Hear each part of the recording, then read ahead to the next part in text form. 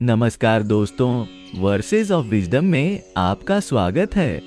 आज हम श्रीमद् भागवत पुराण के तृतीय स्कंध के 30वें अध्याय का अध्ययन करेंगे, जिसमें कपिल मुनि अपनी माता देवहूति को आत्मज्ञान का उपदेश देते हैं। यह अध्याय हमें बताता है कि कैसे मनुष्य अपने कर्मों के बंधन से मुक्त हो सकता है और भगवान की भक्ति में लीन होकर मोक्ष प्राप्त कर सकता है। प्राचीन काल में एक शांत आश्रम में महर्षि शुकदेव राजा परीक्षित को संसार चक्र के गूढ़ रहस्यों का ज्ञान दे रहे थे। उनके चारों ओर शिष्य एकाग्रचित्त होकर बैठे थे, जबकि सूर्य की सुनहरी किरणें वृक्षों के बीच से छनकर आ रही थीं।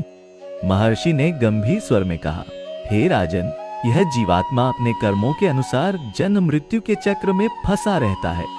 यह संसार एक विशाल भवसागर है, जिसमें अज्ञानी जीव डूबते उतराते रहते हैं। महर्षि ने आगे बताया, जब जीव इस भौतिक शरीर को त्यागता है तो उसे अपने कर्मों का फल भोगने के लिए यमराज के दूत ले जाते हैं। पापी जीवों को यमदूत बांध कर ले जाते हैं, जबकि पुण्यात्माओं को विष्णुदूत सम्मान से ले जाते हैं। उनके शब्दों से वातावरण में एक अलौकिक कंपन सा महसूस हुआ। राजा परीक्षित ने पूछा, गुरुदेव, यह यमपथ कैसा होता है? वहां जीवात्मा को क्या अनुभव होता है? शुकदेव जी ने नेत्र बंद करके कहा, मृत्यु के बाद पापी जीव को यमदूत एक कठिन मार्ग से ले जाते हैं। यह मार्ग अंधकारमय, कंटकों से भरा और भयावह है। जीव को भूख प्यास सताती है, लेकिन कोई राहत नहीं मिलती। कभी जलती रेत पर चलना पड़ता है तो कभी तीखे पत्थरों पर। यमपुरी तक का यह सफर अत्यंत कष्टदायक होता है।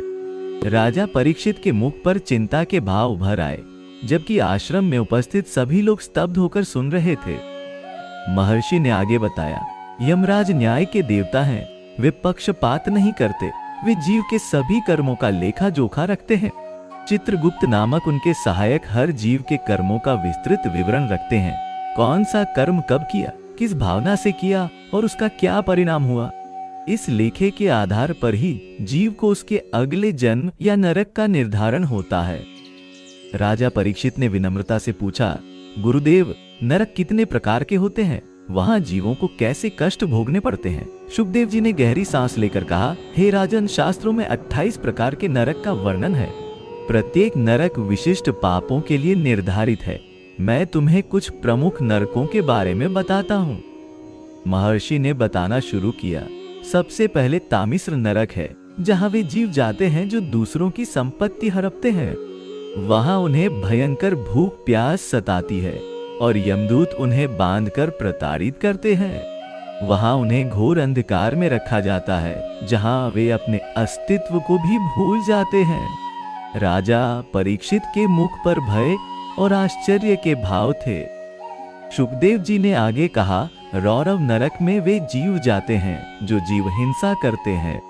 वहां रुरु नामक भयानक जंतु उन्हें खाते हैं, जैसे उन्होंने अन्य जीवों को मारा था। कुंभीपाक नरक में वे जाते हैं जो निर्दोष जीवों को मारकर खाते हैं। वहां उन्हें तेल के उबलते कड़ाह में पकाया जाता है। आश्रम में उपस्थित सभी लोगों के रोंगटे खड़े हो गए।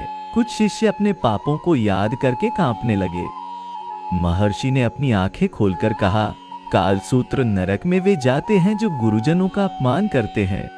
वहां की भूमि लोहे की तरह जलती है और आकाश से अग्नि बरसती है। असीपत्र वन में वे जाते हैं जो वन और पेड़ों को नष्ट करते हैं। वहां तलवार जैसे तीखे पत्तों वाले वृक्षों के जंगल में उन्हें भटकना पड़ता है। राजा परीक्षित ने पूछा, गुरुदेव, क्या इन नरकों से कभी मुक्ति मिलती है?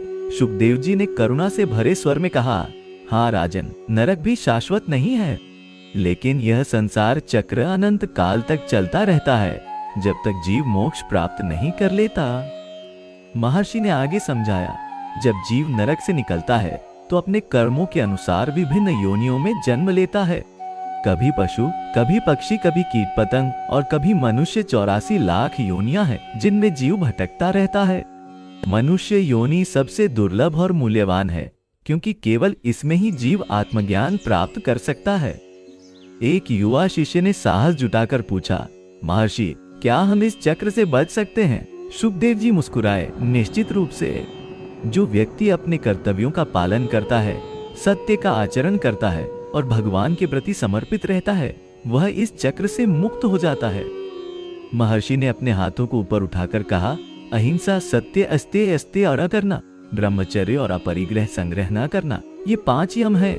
शौच, शुद्धता, संतोष, तप, स्वाध्याय और ईश्वर प्रणिधान, ये 5 नियम है। इनका पालन करने वाला व्यक्ति पापों से बचता है और नरक नहीं जाता। राजा परीक्षित ने विनम्रता से पूछा, गुरुदेव, क्या प्रायश्चित से पापों का नाश होता है? सुखदेव जी ने गंभीरता से कहा, प्रायश्चित से केवल पाप का फल टलता है, पाप करने की प्रवृत्ति नहीं मिटती। जब तक हृदय में वासना और अज्ञान है, तब तक जीव पाप करता रहेगा। इसलिए हृदय परिवर्तन और आत्मज्ञान आवश्यक है। महर्षि ने कहा, जैसे यह दीपक अंधकार को दूर करता है, वैसे ही ज्ञान का प्रकाश अज्ञान के अंधकार को नष्ट करता है। जब जीव अपने वास्तविक स्वरूप को जान लेता है, तब वह समझता है कि वह शरीर नहीं, अविनाशी आत्मा है।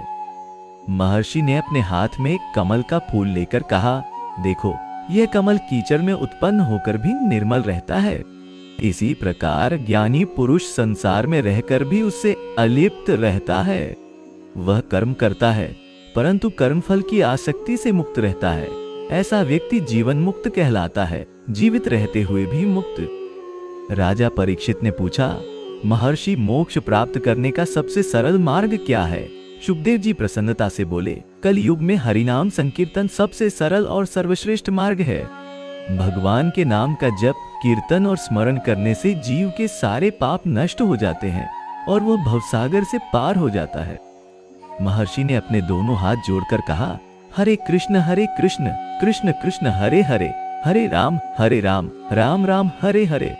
इस महामंत्र का जप करने से जीव के सारे पाप धुल जाते हैं और उसका हृदय शुद्ध हो जाता है।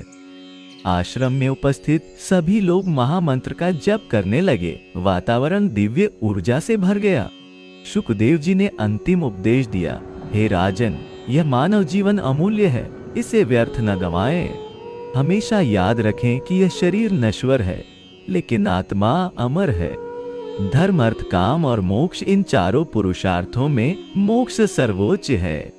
अपने जीवन को ऐसे जिएं कि मृत्यु के बाद आपको नरक न जाना पड़े, बल्कि आप भगवत धाम को प्राप्त करें। सूर्योदय के साथ महर्षि का उपदेश समाप्त हुआ। राजा परीक्षित और सभी उपस्थित लोग गहरे ज्ञान और आध्यात्मिक अनुभूति से भर गए थे। उनके हृदय में वैराग्य और भक्ति का बीज अंकुरित हो चुका था। महर्षि सुखदेव के मुख पर दिव्य प्रसन्नता थी, क्योंकि उन्होंने जानते थे कि उनके शब्दों ने कई आत्माओं को मोक्ष मार्ग पर चलने की प्रेरणा दी थी। आश्रम में शांति और आनंद का वातावरण छा गया, जैसे स्वयं सत्य वहां विराजमान हो। मित्रों, आज हमने कपिल मुनि के ज्ञान से भरे उपदेशों को जाना। आशा है कि यह ज्ञान आपके जीवन में प्रकाश लाएगा। यदि आपको यह वीडियो पसंद आया तो कृपया इसे लाइक करें, चैनल को सब्सक्राइब करें और अपने विचार कमेंट्स में साझा करें। वर्सेस ऑफ विजडम के साथ बने रहने के लिए घंटी के आइकन को भी दबाएं। हम जल्द ही एक नए अध्याय के साथ वापस आएंगे।